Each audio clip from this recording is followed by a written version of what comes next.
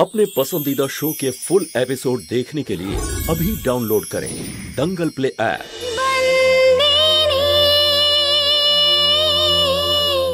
গয়না পাওয়া যাচ্ছে না মানেটা কি? তো যাবে কোথায় ওটা? আরে ওটা ঠাকুর শ্রীকৃষ্ণের জন্য বানানো হয়েছিল, ওটা পাওয়া যাচ্ছে না মানেটা কি? আরে একটা দায়িত্ব তোকে আমি দিয়েছিলাম, তুই সেটা সামলাতে পারলি না। এতে ওর কি দোষ আছে বাবা? আর তুইও না শুধু শুধু ওকে বকিস বাবা। আচ্ছা মা, তুমি কিন্তু সবসময় ওর হয়ে ওকালতি করাটা বন্ধ করো। ওকে আমি বলেছিলাম না যে ওটার খেয়াল রাখতে সবসময়, ওটা ফেলে রেখে দিয়ে ও চলে যাওয়ার কি দরকার ছিল? আরে তুই আমার দিকে তাকিয়ে আছিস কেন? যা গিয়ে খুঁজে আন ওটা। আচ্ছা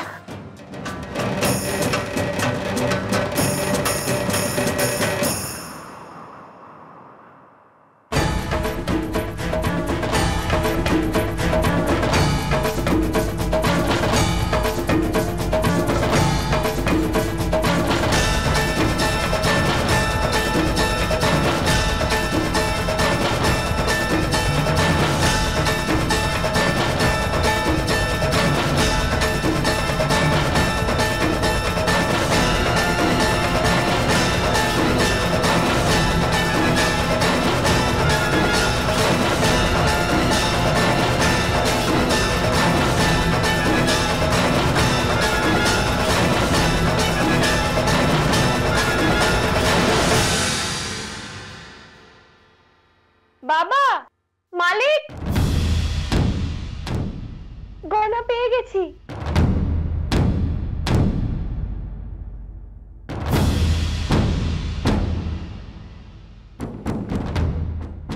কোথায় ছিল গয়নাটা?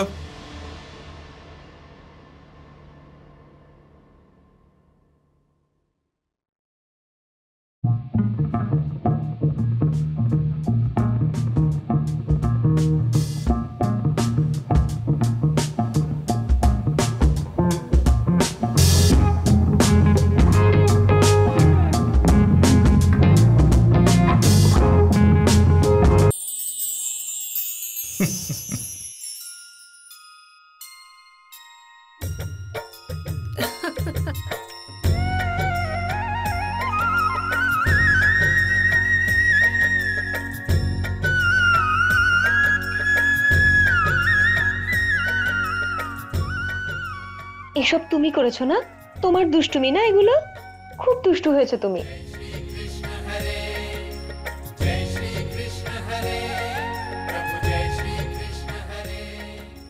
দেখ, যে গোপন কথা আমি বলতে চেয়েছিলাম সেটা নিজে নিজেই সামনে এসে গেল।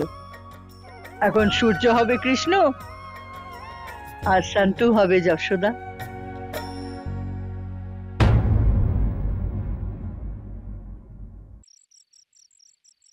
সে কি দাদা, আবার বিদেশে? হ্যাঁ পিনাকি, কি করবো আমি? ব্যবসা তো আমাকে করতেই হবে এভাবে। আর এই সমস্ত বিদেশি মানুষজন, ওদের সঙ্গে আমাদের যা যা চুক্তি হচ্ছে সবকিছু ওদেরকে লিখিতভাবে পেশ করতে হবে।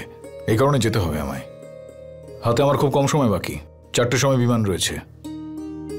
আর শোন একটা কথা, আমি যাব যখন, তুই ওই জাম খাম্বারিয়ার কাজটা কিন্তু শুরু করে দিস, ঠিক আছে? আমাদের এই মৌলিক রয়েছে না, ওকে সবসময় সঙ্গে রাখবি। আচ্ছা ঠিক আছে দাদা। আর একটা ব্যক্তিগত বিষয়, কাঞ্জি বাগলাকে কারখানা শ্রমিকদের প্রদান করে দে।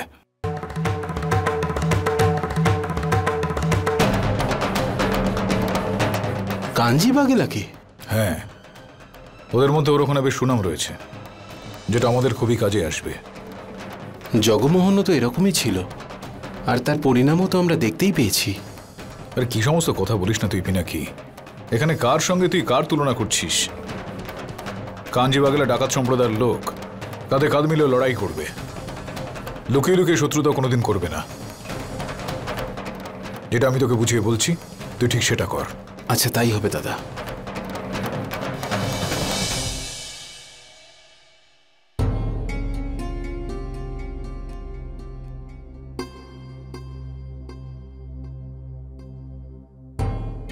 এই হিতেন মাহিয়া বংশী, কোথায় হারিয়ে গেছো তুমি?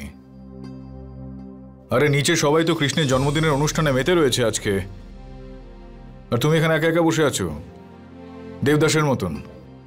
চল চল চল নিচে চল, এখন নিচে গিয়ে সবার সঙ্গে আমরা মজা করি। চল চল চল। আপনার এটা কেন মনে হয়? এবারই সবাই সেটাই করবে যেটা আপনার ঠিক মনে হয়। আমার নিচে যাওয়ার কোনো ইচ্ছে নেই। হ্যাঁ হ্যাঁ হ্যাঁ, সব জানি, আমি সব জানি যে তোর মন এখন কোথায় আছে। আর তোর যখন এই বিষয়টা মনেই হয় যে এবারই সবাই সেটাই করে যেটা আমি নির্দেশ দিয়ে থাকি, তো তোর ঠিকই মনে হয় সেরকমটাই করতে হবে।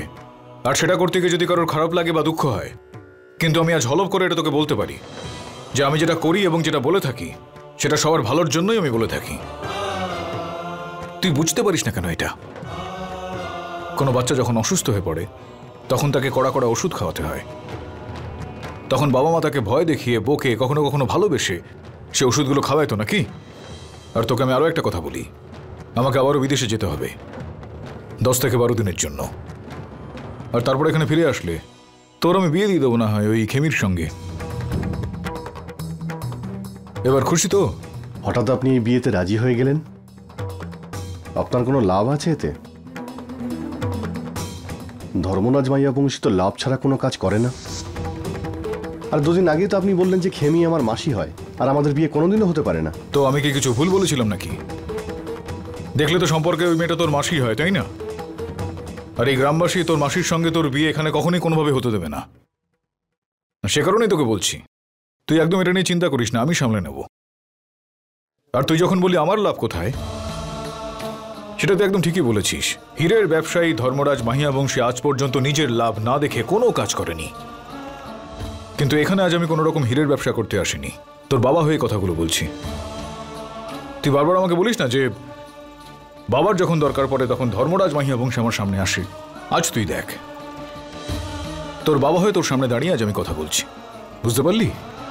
বুঝে ফেলো তাড়াতাড়ি। আজকে জন্মাষ্টমী যে অনুষ্ঠানটা হচ্ছে না, সেটা তোর মা খুব পছন্দ করত।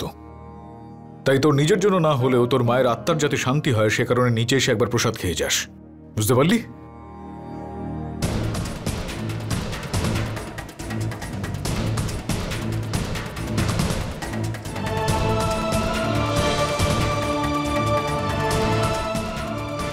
ইনি ভরসার কথা বলছেন,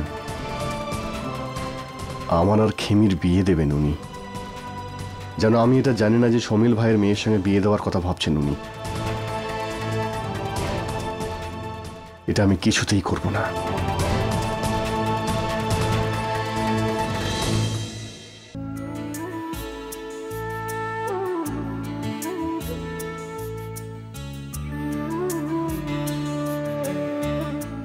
সন্ত,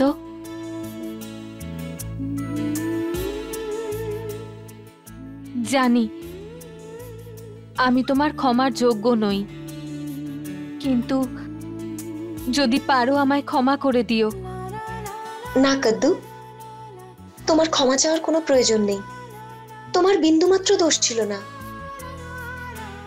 যে কারণের জন্য তুমি আমার কাছে ক্ষমা চাইছো সেটা ছিল তোমার স্বামীর প্রতি তোমার ভালোবাসা।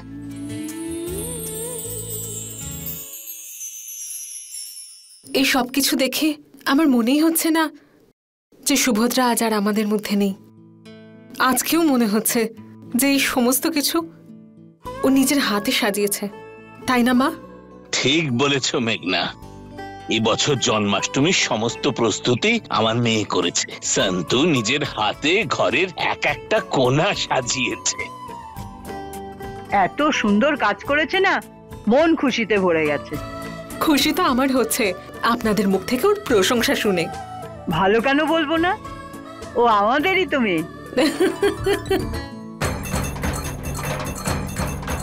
আপনার কাছে আমার একটাই মিনতি, আমার সাথে আপনি বিবাহ বিচ্ছেদটা করে নিন।